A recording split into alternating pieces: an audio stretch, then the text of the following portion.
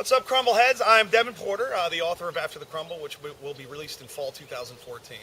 And today I have a special guest, Marc Harding, a friend of mine for a long time, and he is the author of Painkiller Ghosts, which you can buy on Amazon right now. Absolutely great book. Now, Marc has an upcoming book, which is called Drowning in Sand, and I was lucky enough to be an advanced reader of an early version of it, and it's beautifully written, and it's about the crumble. And so we're going to talk a little bit about that. But first of all, thanks for coming, Marc. Thanks, Evan. Marc's going to read the first page or so of the book, and then we're going to talk a little bit about it and all of that. But that's the prototype cover. Yeah, Drowning in Sand.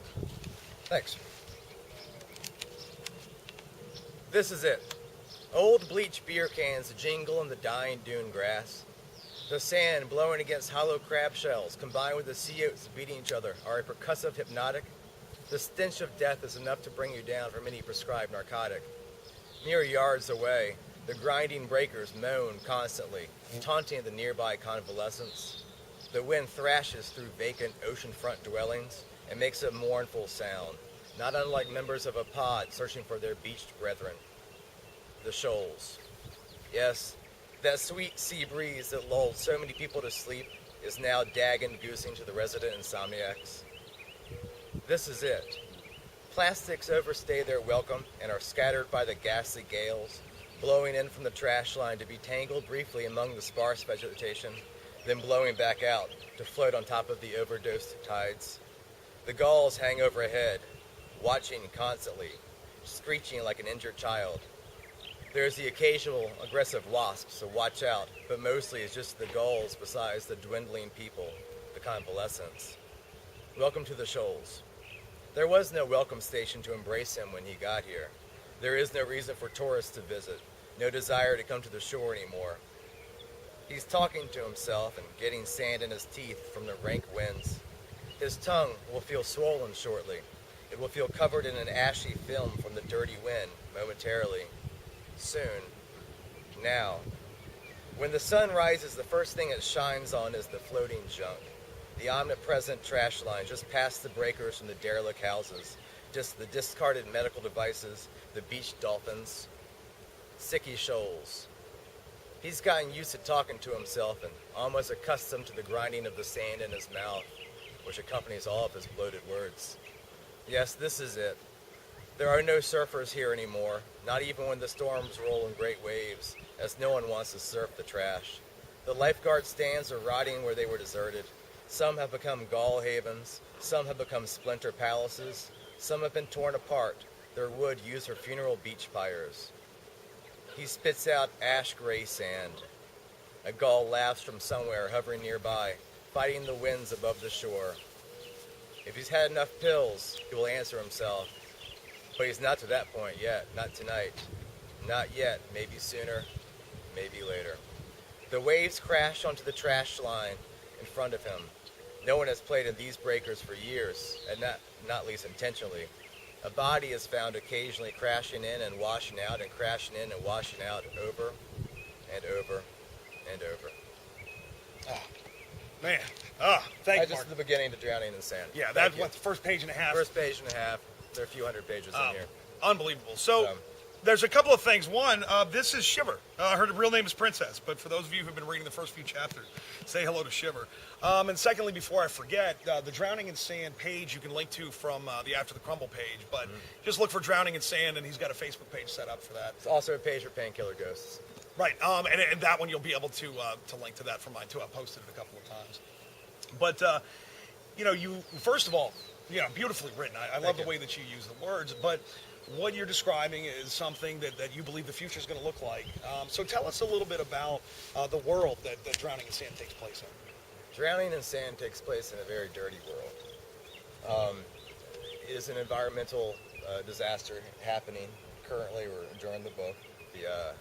It isn't necessarily just rising seas, but it is just completely polluted seas. It is, mass, sea life die-offs. It's just trash floating is coming in. It surrounds it. It's just a nasty ocean. Right, and you have a couple of the barges that have actually caught fire. Yeah, and they're just out there simmering with rats catching fire and reproducing, and they're out there. And there's some barges that have been liberated from land afloat. Right. There's also a bit of a economic disaster going on at the same time. The eastern seashore is basically, no one wants to go there. It's touched so bad. It's been touched by the trash so bad. And the premise is that the government actually moves a lot of people to the seashore. Right. And it happens to be like a seaside convalescent.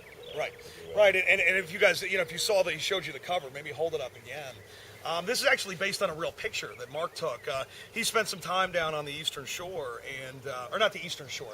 It takes place in the Outer Banks, kind of. Right. So this is based on a picture from the Outer Banks. A lot of people don't know, but a lot of those beautiful seaside homes that were built along the shore on the Outer Banks are now crumbling, and they look like that. And so the beautiful cover art is based on that.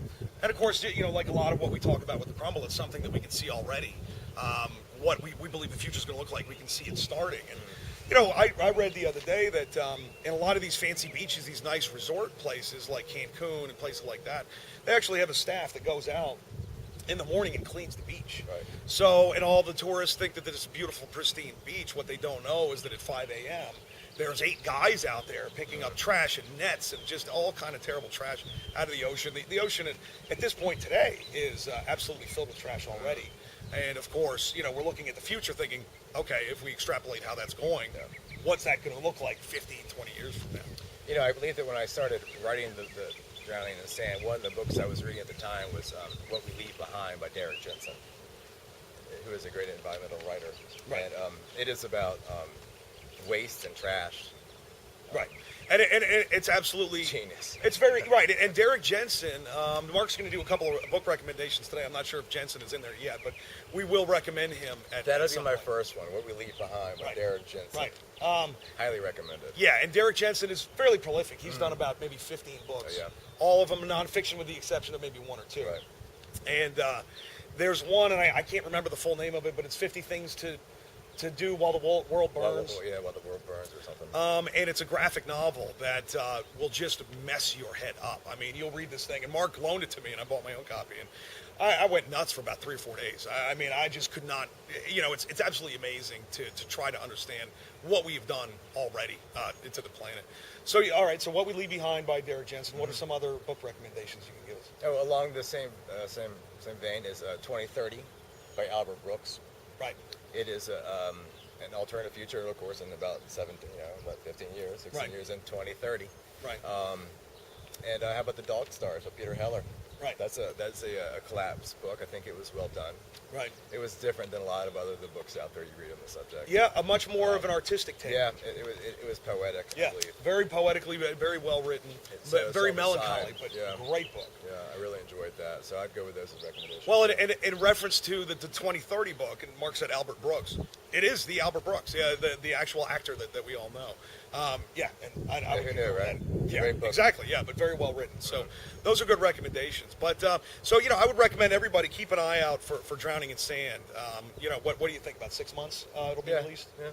So, and when it does. Sure. Yeah, when it does, I'll post it on the Crumblehead page or the After the Crumble page and all that good stuff. But thanks very much, Marc, first of all. Thanks, Devon. And thank you very much, Crumbleheads. Have a great day. See y'all soon.